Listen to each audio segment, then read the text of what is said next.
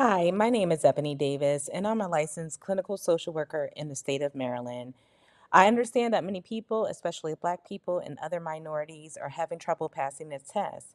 So I wanted to share my strategy that helped me pass the test on my first time. So, welcome to How to Prepare for the ASWB Clinical Exam. First, take a look at the ASWB website and familiarize yourself with the content. The clinical exam test is made out of KSAs, your knowledge, skills, and abilities statements. These statements describe the discrete knowledge and components that may be tested in each part of the exam and are the basis for individual test questions.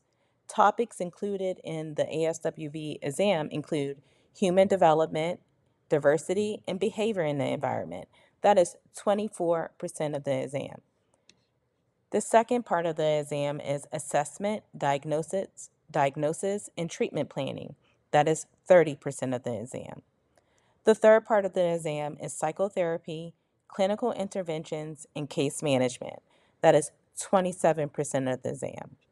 The fourth part of the exam is the intervention process. And the fifth part of the exam is professional values and ethics. That is 19% of the exam.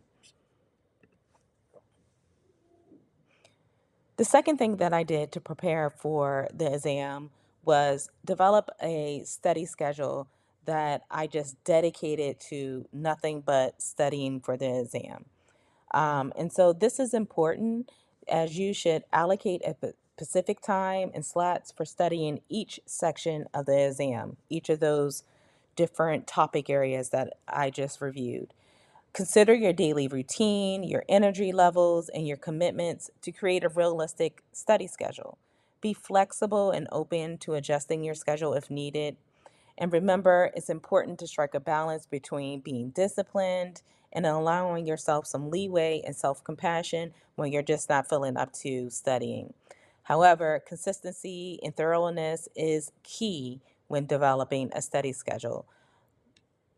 And at the time when I was studying for my exam, I was not working. So I went to the library each day and I studied. Because I was not working, I dedicated hours each day to studying at the library. Oftentimes, I would not come home until 11 o'clock at night because I just wanted to study as much as possible all at once. After studying for the test, I took the ASWB practice test, and after taking the test, I went back and I looked at those different topic areas where I was weak in to refine my study schedule. So, for instance, I was a little bit, this is just an example, I was a little weak in the intervention process. So, I went back and examined my material that went over the intervention process because those were the areas that I was weakest in. So, when you take the ASWB practice test, it will break down each category and show you what is your score in each of those categories. Now, something that I did not do was joining a study group, but I think this is important to consider as having a study group allows you to hear different perspectives. Studying with peers allows you to gain insight from different perspectives. Each member may interpret and understand the concepts in unique ways, which just leads to a diverse discussion that can deepen your understanding of the material.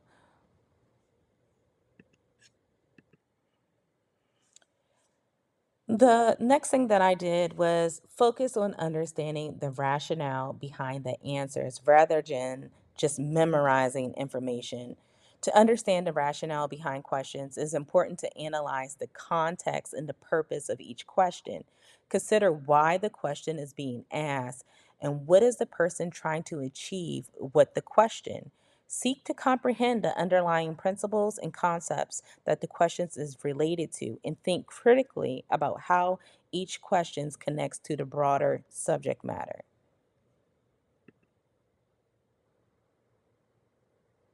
Now, taking a test can be very stressful. I was in my head a lot because I know for a fact that I'm a poor test taker. So it's important to make sure you take care of your physical and mental well being by getting enough sleep, staying active, and managing your stress through relaxation techniques. Reducing your stress before a test can be achieved through various methods. While it's helpful to engage in regular study sessions, to be well prepared, that helps with your confidence, but also helps with you managing your stress and alleviating some of those symptoms. Additionally, practicing relaxation techniques such as deep breathing and meditation and visualization can help calm your mind while you're actually taking the test.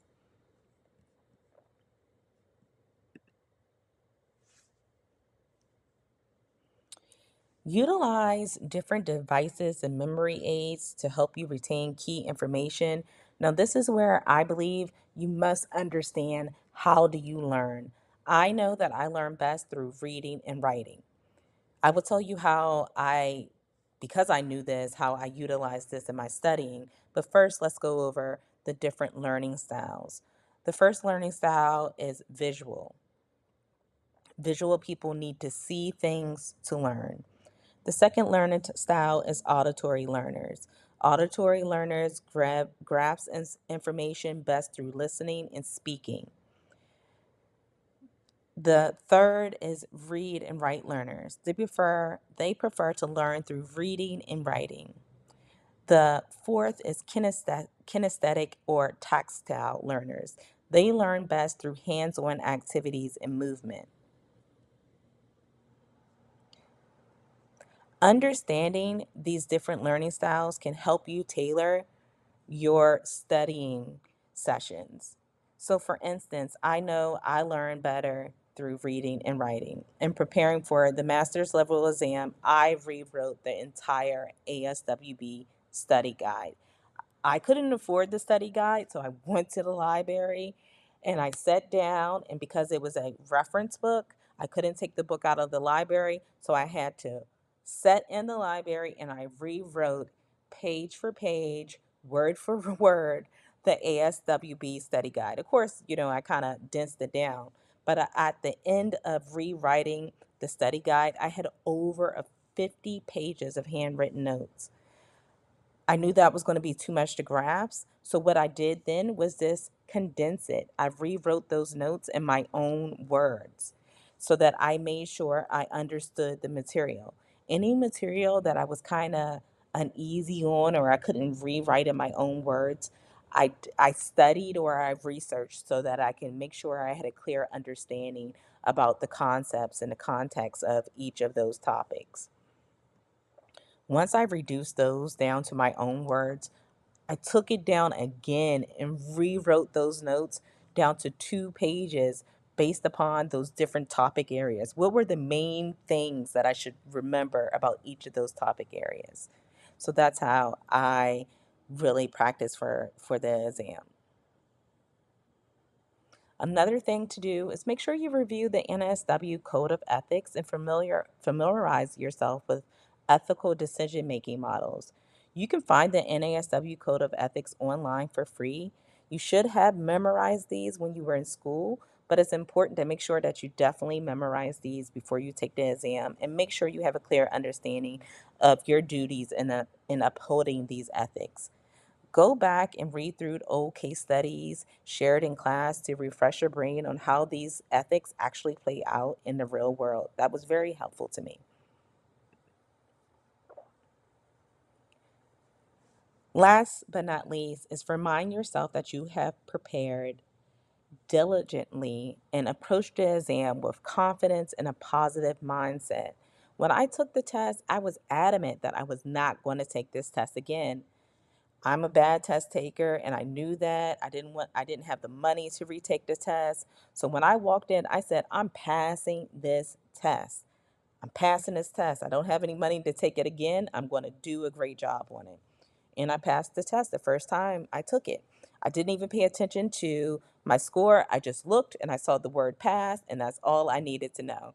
And so now I have been a licensed clinical social worker for 10 years in the state of Maryland. Best of luck to you, and you got this. Keep your head up.